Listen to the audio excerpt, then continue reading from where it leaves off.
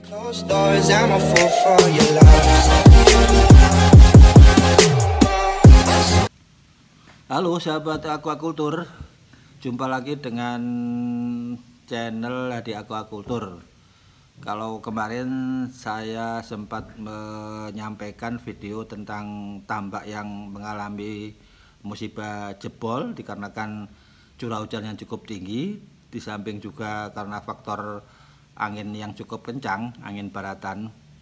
Maka kali ini akan kami sampaikan hal penting juga yang harus kita cermati ketika kita berbudidaya udang atau berbudidaya apapun ini, yaitu tentang plankton. Pernah dengar plankton kan? Apa sih plankton itu?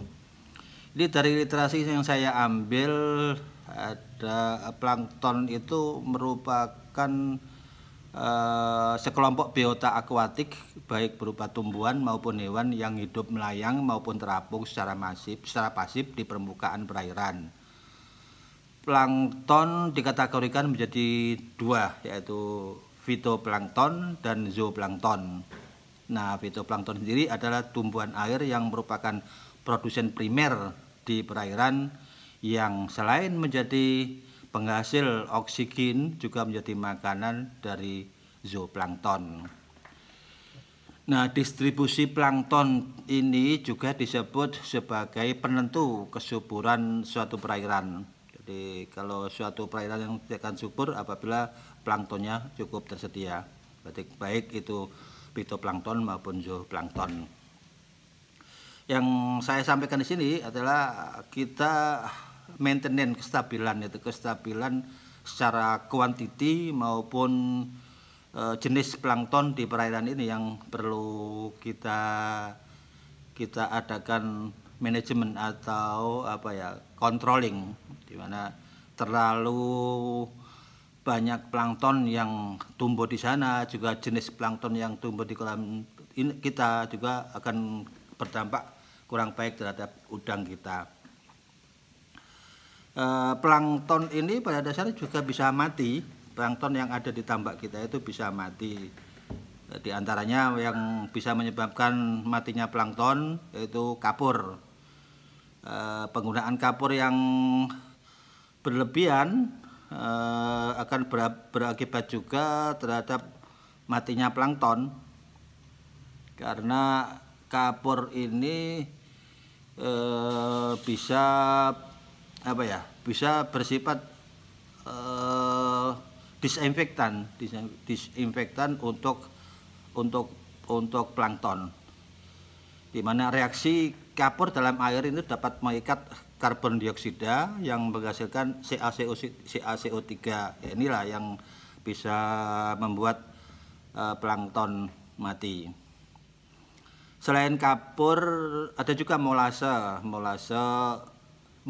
atau tetes tebu yang biasa digunakan oleh petambak diaplikasikan ke kolam. Itu terlalu berlebihan juga bisa berakibat matinya plankton secara tidak langsung, tapi tidak berarti kena molase langsung mati, bukan. Jadi adanya molase ini kan akan meningkatkan CN rasio. CN rasio tinggi, otomatis bakterinya akan lebih dominan, di mana CN rasio untuk plankton itu dibandingkan dengan CN rasio bakteri itu akan lebih kecil, sehingga si planktonnya akan tergeser dengan bakteri. Di sana akan terjadi perebutan atau kompetisi untuk mendapatkan nutrisi antara plankton dengan bakteri.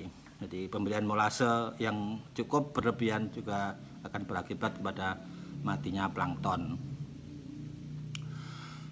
Satu lagi yang bisa menyebabkan plankton mati itu keadaan seperti ini ya, lagi musim-musim ini curah hujan tinggi.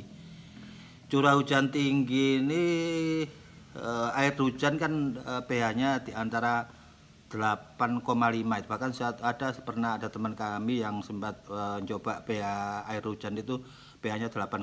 Sementara pH standar yang ada di kolam kita kan antara kisaran 8 plus minus 8, tidak boleh lebih itu kan. Jadi ketika ada curah hujan yang cukup tinggi, otomatis terjadi perubahan kondisi lingkungan daripada tanah air kita, di mana untuk plankton ini cukup rentas sekali dengan perubahan yang cukup drastis. Nah, ini juga bisa menyebabkan matinya plankton. Untuk menyiasati ini, maintenance lingkungan atau maintenance mengendalikan plankton ini, kita biasanya disiasati dengan perlakuan fermentasi. Ya, di mana fermentasi ini intinya pemberian nutrisi kepada plankton kita.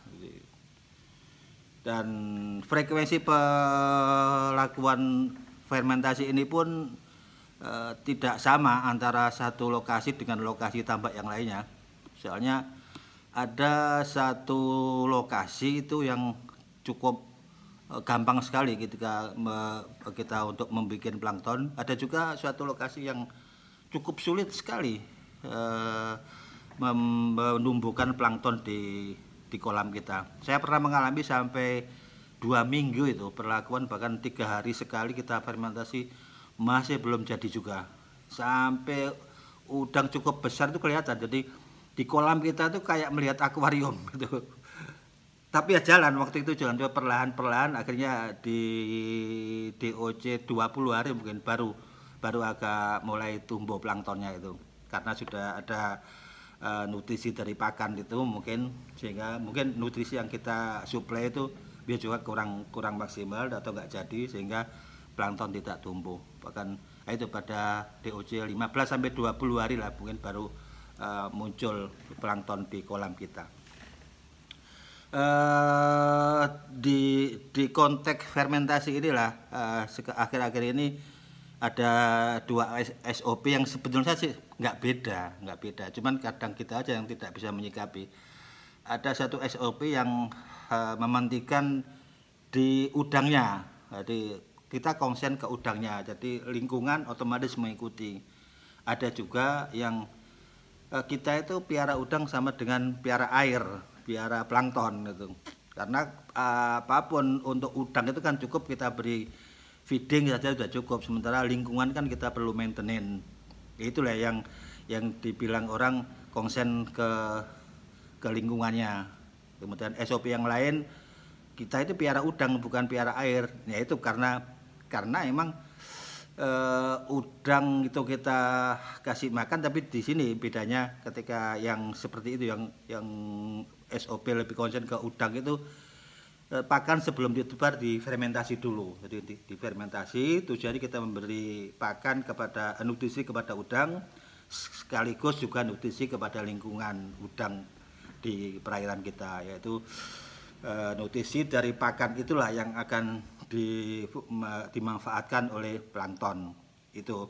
Tapi sekali lagi ini kita tidak bisa langsung menjustifikasi bahwa kita harus pakai SOP yang ini, sama sekali tambak tidak seperti itu. Jadi kita melihat lingkungan kita harus tahu betul apa sih atau jenisnya bagaimana sih perairan kita itu yang jelas itu. Mungkin sementara itu ya sebagai gambaran saya sempat menyampaikan fermentasi ya. Fermentasi itu kan satu misal kita melakukan fermentasi untuk 1000 meter persegi, kemudian dengan perlakuan 2 ppm, otomatis kita nanti akan 2 kg dedak, kemudian ragi, kemudian molase sebagai media itu. Kemudian nanti kita rendam atau diperam itu ya selama 24 jam. Namun usahakan tempat untuk membacem atau peram ini ada rongga udara, jangan tadi tidak full. Umpama kita punya blung isi 2 liter, cuman fermentasi kita 1 liter atau 60 liter, 0,6 liter. Jadi ada rongga 0,4 liter itu untuk udaranya. Gitu. Jadi sebaiknya seperti itu. Kemudian ditebar paginya, jadi sebaiknya 24 jam, berarti kita bikin, ada juga yang enggak SOP lain tidak sampai 24 jam, ada cuma 12 jam. Jadi kita bikinnya jam 7 sore, kemudian jam 7 pagi harus tebar. Yang jelas sebelum kita tebar fermentasi itu harus buang air atas dulu, kurang lebih 25 cm. Barangkali itu sekilas yang dapat saya sampaikan. Suatu saat nanti akan kami tampilkan juga video perlakuan atau perlakuan fermentasi, membuat fermentasi gimana, nanti akan kami tambahkan dengan videonya. Terima kasih. Jangan lupa tentunya dukung channel saya, subscribe dan share kalau memang perlu untuk di-share. Mudah-mudahan ada manfaat. Dan terakhir, salam sukses.